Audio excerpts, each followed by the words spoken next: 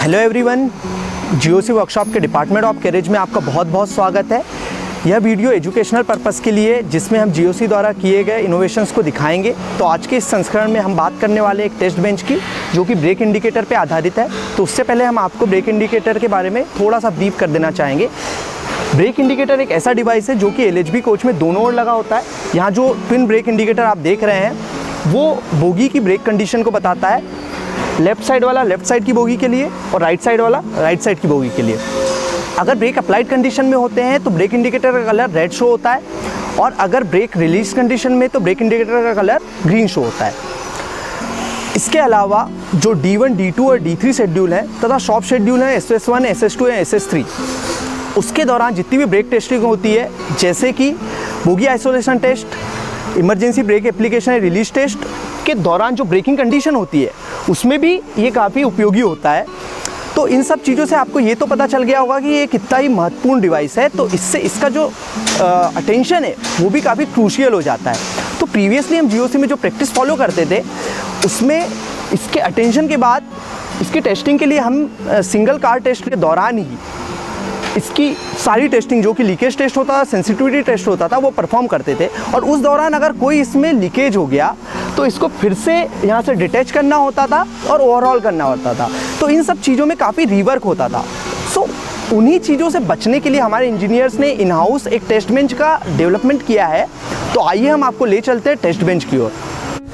तो यह है टेस्ट बेंच जो कि हमारे इंजीनियर्स ने इन हाउस बनाया है, डेवलप किया है।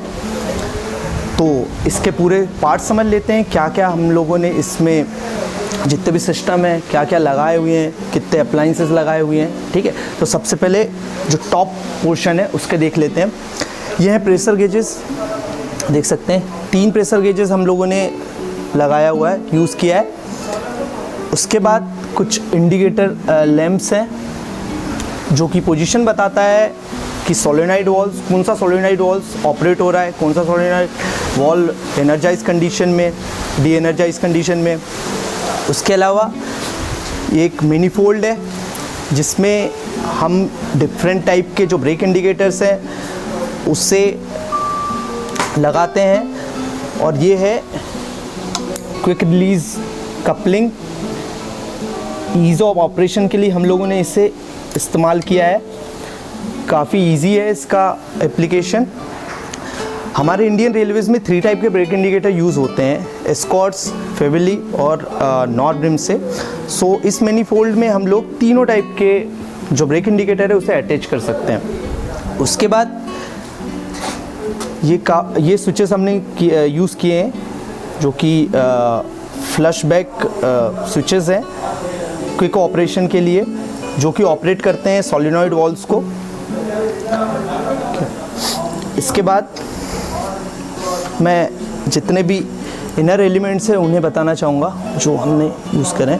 तो पैनल ओपन करने के बाद यहाँ पे आप डिफरेंट टाइप के रिजर्वॉयर्स देख सकते हैं। ये 3 टाइप के रिजर्वॉयर्स हैं डिफरेंट कैपेसिटीज़ के।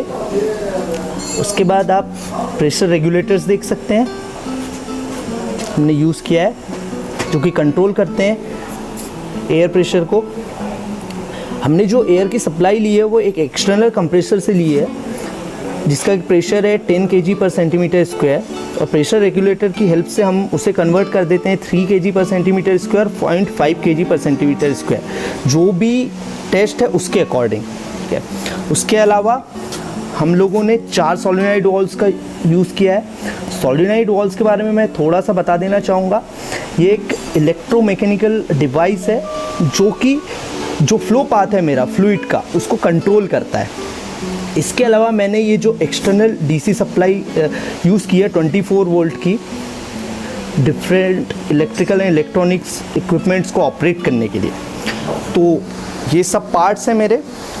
इसके बाद हम प्रोसीजर पार्ट पे आएंगे कि कैसे हम लीकेज टेस्ट और जो सेंसिटिविटी टेस्ट है वो परफॉर्म करते हैं। तो हम अब आते हैं इसके ऑपरेशनल पार्ट में कि टेस्ट बेंच कैसे वर्क करती है। तो सबसे पहले हम लीकेज टेस्ट कर रहे हैं, परफॉर्म कर रहे हैं। उसके लिए हमने ऑलरेडी सोप सॉल्यूशन ले लिया है। सबसे पहले हम सोलिनॉइड नंबर 1 को ऑपरेट करेंगे, उसके लिए हम C1 स्विच को ऑपरेट करेंगे। तो आप देख सकते हैं जैसे ही इन्होंने प्रेस किया इंडिकेटर ग्लो हो चुका है। अभी जो G1 गेज में प्रेशर शो हो रहा है 3 kg/cm²। हम इसी प्रेशर का इस्तेमाल कर रहे हैं लीकेज टेस्ट के लिए। उसके बाद क्योंकि हम लेफ़्ट साइड के ब्रेक इंडिकेटर के लीकेज टेस्ट कर रहे हैं, इसलिए हमें ऑपरेट करना पड़ेगा C2 वाल्व। तो C2 स्विच को ऑपरेट किए तो आप G2 जो प्रेशर गेज है उसका प्रेशर देख सकते हैं, वो इंक्रीज़ हो रहा है स्लोली 3 kg/cm², क्योंकि सोलेनॉइड वाल्व जो सेकेंड है वो एनर्जाइज स्टेट में आ चुका है। और जो मेरी सप्लाई थी air supply, initial air supply जो कि 3 kg/cm² है, वो डायरेक्टली पहुंच चुकी है ब्रेक इंडिकेटर, लेफ़्ट वाले ब्रेक इंडिकेटर की तरफ। और ये इसका कलर भी चेंज हो गया है रेड कलर में। इससे यह शो हो रहा है कि ब्रेक्स जो है वो अप्लाइड कंडीशन में है। इसी तरीके से मैं राइट साइड के जो ब्रेक इंडिकेटर है उससे भी लीक टेस्ट के लिए करूँगा। तो C3 सोलेनॉइड वाल्व मैंने जैसे ही प्रेस किया, G3 में प्रेशर आ चुका है 3 kg/cm²। इसका मतलब मेरे दोनों जो है ब्रेक इंडिकेटर वहाँ तक मेरी एयर सप्लाई 3 kg/cm² पहुँच चुकी है, और जिससे मेरा जो ब्रेक इंडिकेटर है उसका कलर चेंज हो चुका है ग्रीन टू रेड। इसके बाद हम बहुत ही धीरे धीरे सोप सॉल्यूशन अप्लाई करेंगे दोनों ही ब्रेक इंडिकेटर में स्लोली, जिससे जितने भी मेरे क्रिटिकल जॉइंट्स हैं देख सकते हैं वहाँ पे सोप सॉल्यूशन अप्लाई करेंगे और देखेंगे कोई बबल तो नहीं आ रहा है, कोई लीकेज तो नहीं हो रहा है। तो यहाँ जैसा कि आप देख सकते हैं कोई भी लीकेज नहीं हो रहा है। इसका मतलब ये है कि ये जो ब्रेक इंडिकेटर है ये काफ़ी अच्छे तरीके से वर्क कर रहा है। तो हमने अभी जो भी ऑपरेशन परफॉर्म किए हैं लीकेज टेस्ट के लिए, उसको अच्छी तरीके से समझने के लिए इस स्कीमेटिक डायग्राम को देख लेते हैं, जो कि सारे इक्विपमेंट्स को दर्शा रहा है तथा एयर का फ्लो कैसे हो रहा है सोलेनॉइड वाल्व्स के थ्रू यह भी दिखा रहा है। तो उससे पहले हम आपको बताना चाहेंगे ब्रीफ में कि सोलेनॉइड वाल्व होता क्या है। तो सोलेनॉइड वाल्व एक इलेक्ट्रोमैकेनिकल डिवाइस है जो कि फ्लूइड्स के फ्लो को एक पाथ से दूसरे पाथ में डाइवर्ट करता है। ये जो डायग्राम देख रहे हैं ये 3 वे सोलेनॉइड वाल्व का है, जिसमें टोटल 3 पोर्ट्स हैं, सिलेंडर, प्रेशर एंड एग्जॉस्ट। इसमें जो नंबरिंग है ये सिंबॉलिक है, जिसे आप अपनी सुविधा अनुसार कैसे भी दर्शा सकते हैं। इसके अलावा ये जो सोलेनॉइड कॉइल दी हुई है ये एक ऐसा डिवाइस है जो इलेक्ट्रिकल एनर्जी को मैग्नेटिक एनर्जी में कन्वर्ट करता है। और अभी जो पोजीशन है ये नॉर्मली क्लोज्ड पोजीशन है, जिसमें कि जो कॉइल है वो डी एनर्जाइज स्टेट में है, और जो फ्लो कनेक्शन है वो पोर्ट 1 और 3 के बीच में इस्टेब्लिश है। और जैसे ही हम कॉइल को एनर्जाइज स्टेट में लाते हैं ये जो फ्लो कनेक्शन है वो पोर्ट 1 और 2 के बीच में इस्टेब्लिश हो जाता है, और इस कंडीशन को हम नॉर्मली ओपन कंडीशन कहते हैं। तो इसके बाद हम वापस आ जाते हैं अपने स्कीमेटिक डायग्राम की ओर। तो इसमें आप देख सकते हैं कि कैसे एक्सटर्नल कंप्रेसर से हम कंप्रेस्ड एयर सप्लाई कर रहे हैं सिस्टम में 10 kg/cm² पे। इसे फर्दर 2 ब्रांच लाइन में डिवाइड कर रहे हैं, और प्रेशर रेगुलेटर दोनों लाइंस में लगे हुए हैं, जिससे कि 10 kg/cm² की सप्लाई को हम कन्वर्ट करते हैं 3 kg/cm² में और 0.5 kg/cm² में। जो 3 kg/cm² है ये सप्लाई हम लीकेज टेस्ट के दौरान यूज़ करते हैं, और 0.5 kg/cm² है इसका यूज़ हम सेंसिटिविटी टेस्ट के दौरान करेंगे। तो पहले हम आते हैं लीकेज टेस्ट में। हम 3 kg/cm² का प्रेशर इसलिए इस्तेमाल करते हैं क्योंकि LHB में जो ब्रेक सिलेंडर का मैक्सिमम प्रेशर होता है वो अप्रॉक्सीमेटली 3 kg/cm² का होता है। और ये जो रिजर्वायर के बाद जो प्रेशर गेज देख रहे हैं ये G1 प्रेशर गेज है। इसके बाद जो एयर फ्लो होता है वो C1 सोलेनॉइड वाल्व की तरफ होता है, जो कि करेंटली अभी डी एनर्जाइज स्टेट में है। इससे एनर्जाइज स्टेट में लाने के लिए हम C1 स्विच जो होता है उसे ऑन करते हैं, जिससे कि जो कनेक्शन होता है एयर फ्लो का वो पोर्ट 1 और 2 के बीच में स्टेब्लिश हो जाता है। इसके बाद जो एयर का फ्लो होता है वो C4 सोलेनॉइड वाल्व की तरफ होता है, जो कि करंटली डी एनर्जाइज स्टेट में है, इसलिए जो कनेक्शन है वो पोर्ट 3 से 2 के बीच में होता है। इसके बाद जो एयर सप्लाई है फर्दर 2 ब्रांच लाइन में डिवाइड हो जाती है, जो लेफ्ट साइड की ब्रांच लाइन है वो C2 सोलेनॉइड वाल्व की तरफ जाती है और राइट साइड की जो है वो C3 सोलेनॉइड वाल्व की तरफ जाती है।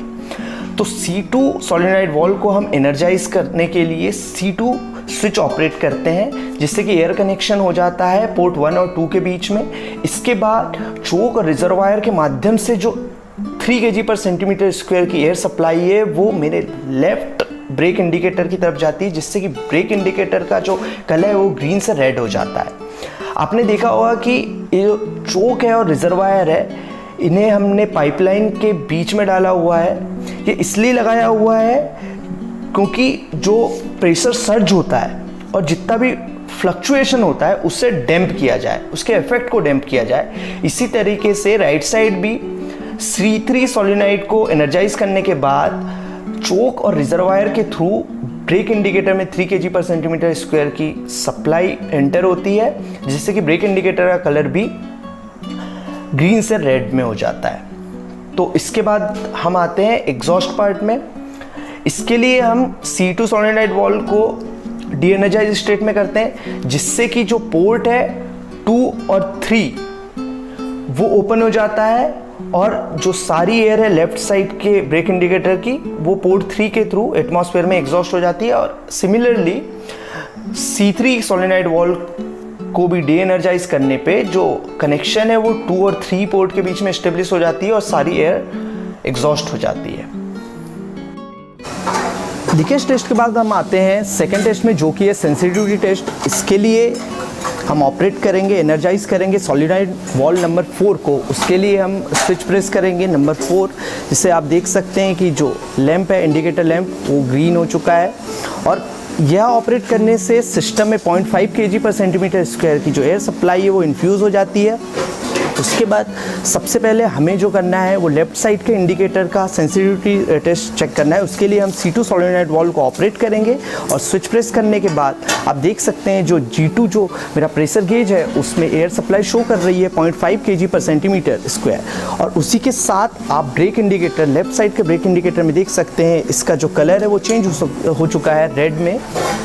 इससे यह पता चलता है कि 0.5 kg पर सेंटीमीटर स्क्वायर मैं अगर सप्लाई देता हूँ ब्रेक इंडिकेटर, लेफ्ट वाले ब्रेक इंडिकेटर को, तो भी ये बहुत ही अच्छे से ऑपरेट हो रहा है और ब्रेक अप्लाई हो रहे हैं। सिमिलरली हम परफॉर्म करते हैं राइट वाले इंडिकेटर के लिए। उसके लिए C3 सोलेनॉइड वाल्व को ऑपरेट करेंगे और स्विच प्रेस करेंगे, जिससे कि G3 जो प्रेशर गेज है उसकी सप्लाई शो हो रही है 0.5 kg पर सेंटीमीटर स्क्वायर। और ब्रेक इंडिकेटर का कलर वो चेंज हो चुका है रेड में, जिससे कि शो हो रहा है यह भी बहुत अच्छे तरीके से वर्क कर रहा है और 0.5 kg पर सेंटीमीटर स्क्वायर में का भी प्रेशर जो है बहुत ही आसानी से सेंस कर रहा है।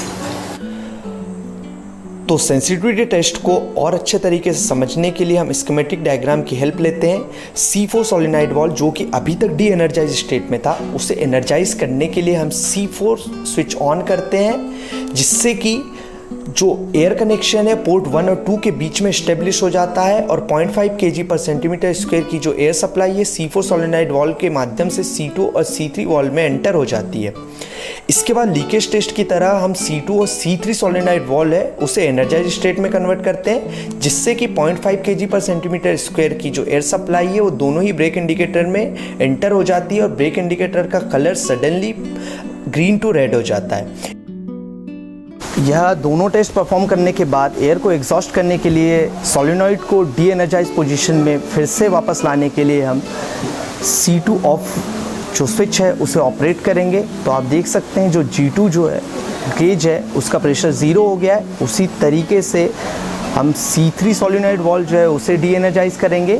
उसके लिए C3 ऑफ स्विच प्रेस करेंगे, जिससे कि G3 जो प्रेशर गेज है उसका जो प्रेशर है वो 0 kg पर सेंटीमीटर स्क्वायर हो गया है। और यहाँ पे जो ब्रेक इंडिकेटर है फिर से अपने इनिशियल पोजीशन में आ गए हैं, जो कि है release position, that is green. इसके बाद मैं पूरे entire system up to C4 मेरा सोलेनॉइड वाल्व है उससे एग्जॉस्ट करने के लिए मैं फिर से ऑफ स्विच को ऑपरेट करूँगा और फाइनली पूरे सिस्टम से एयर को एग्जॉस्ट करने के लिए हम C1 सोलेनॉइड वाल्व को डी एनर्जाइज करेंगे। इसके लिए C1 ऑफ वाल्व ऑपरेट करेंगे। इसके बाद हम आते हैं एग्जॉस्ट पार्ट में। तो पहले की तरह C2 और C3 सोलेनॉइड वाल्व को डी एनर्जाइज करने पे सारी एयर जो है वो पोर्ट 3 के माध्यम से एटमॉस्फेयर में एग्जॉस्ट हो जाती है, और बची हुई जो एयर है सिस्टम में उसे एग्जॉस्ट करने के लिए पहले हमें C4 सोलेनॉइड वाल्व को डी एनर्जाइज करना पड़ता है, और फाइनली C1 सोलेनॉइड वाल्व को डी एनर्जाइज करने पे जो पोर्ट 3 है उसके माध्यम से सारी रेसिडुअल एयर एटमॉस्फेयर में एग्जॉस्ट हो जाती है। तो आपने देखा किस तरीके से हम ब्रेक इंडिकेटर का जो लीकेज टेस्ट है और सेंसिटिविटी टेस्ट है इस टेस्ट बेंच के माध्यम से कंडक्ट करते हैं। इससे ना सिर्फ हमारा टाइम कंजप्शन है वो काफ़ी रिड्यूस हुआ है, बल्कि टेस्ट जो है वो काफ़ी प्रिसाइज और एक्यूरेट हो गए हैं। और सबसे बड़ी बात यह है कि इस टेस्ट बेंच की जो टोटल कीमत है वो लगभग है 30,000 including man power and material, जो कि मार्केट कॉस्ट से लगभग 1 लाख रुपए कम है। तो इसके साथ ही यह वीडियो हम समाप्त करना चाहेंगे और आशा करते हैं फ्यूचर में जितने भी इनोवेशंस होंगे GOC के अंदर वो हम आपके सामने लाने की कोशिश करेंगे। सो थैंक यू एंड जय हिंद।